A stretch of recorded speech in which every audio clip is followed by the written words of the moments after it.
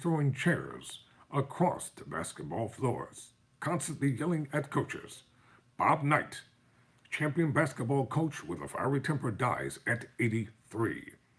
At Indiana, he won national titles and had an undefeated season before losing his job. I'm Tyrone Bowman. This is Tyrone Bowman Tonight.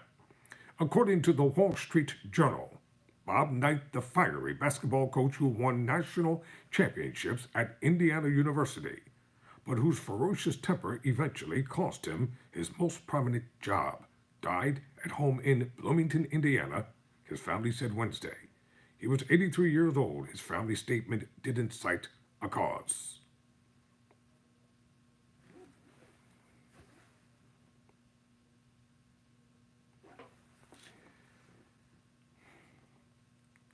Knight was one of the most influential college basketball coaches ever. He won national championships at Indiana University in 1976, 1981, and 1987.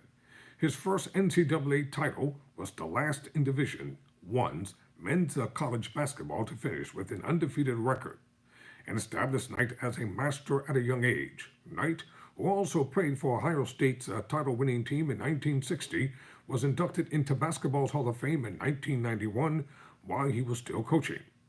But he was widely known outside the basketball world for his red-hot demeanor during games.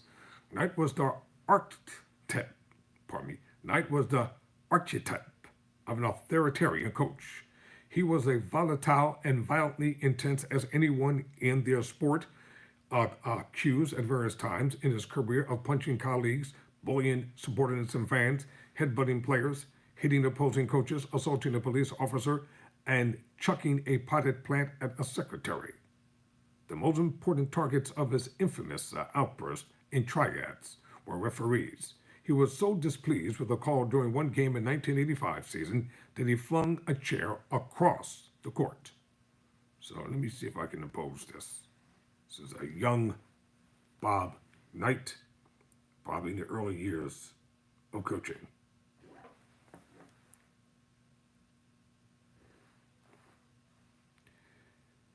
Before the next, his antics finally cost him his job at Indiana after a former player named Neil Reed accused Knight of choking him during a practice 3 years earlier. The school investigated the alleged incident and announced that Knight would be subject to a zero-tolerance policy. Before the next season, Knight was accused of grabbing a student who had greeted him by saying, "What's up, Knight?" Indiana's president Miles Brand asked Knight to resign.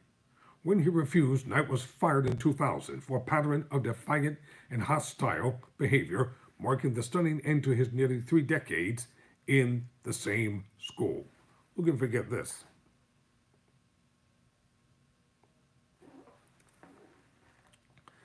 He was hired again in 2001 by another school where he would wear one of his red sweaters.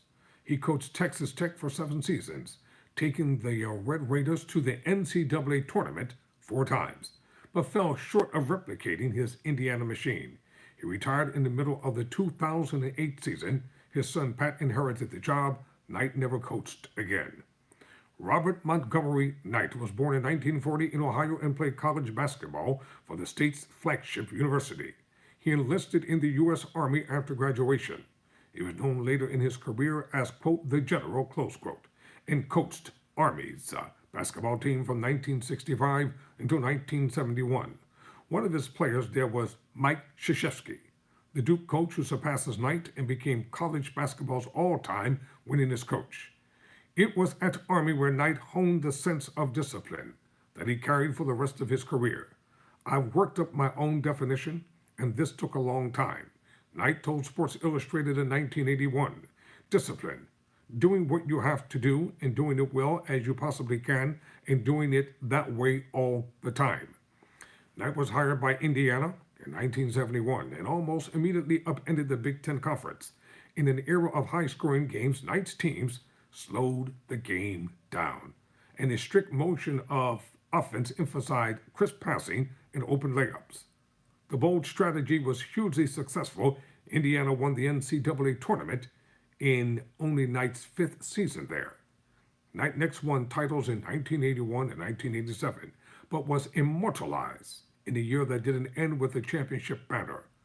Knight granted the Washington Post writer John Feinstein access to his 1985-86 team for what would become, quote, a season on the brink, close quote, a literary sensation that turned out to be one of the best-selling sports books ever. So let's see Coach Knight here when they won the championship. I know it's not the clearest photos, but I'm trying my best here. Knight became a broadcaster after leaving coaching. In that role, he called an Indiana game in 2012, ending a self-imposed exile. He returned to Assembly Hall in 2020 to a standing ovation and chants of Bobby, Bobby. The following year, Indiana hired Mike Woodson, the first of Knight's many former players, to be the permanent head coach of the Hoosiers. The coach wrote a book of his own. It was called The Power of Negative Thinking. Knight never lost his stubborn streak and often criticized the state of modern basketball. He once summed up his philosophy at a 1994 event that was meant to celebrate his team's senior players. When my time on earth is gone and my activities here are past, I want they bury me upside down, he said, and critics can kiss my, you know the rest, ass. Quote, close quote. Those are his words. I'm Tyrone Bowman. Never surrender. Never quit.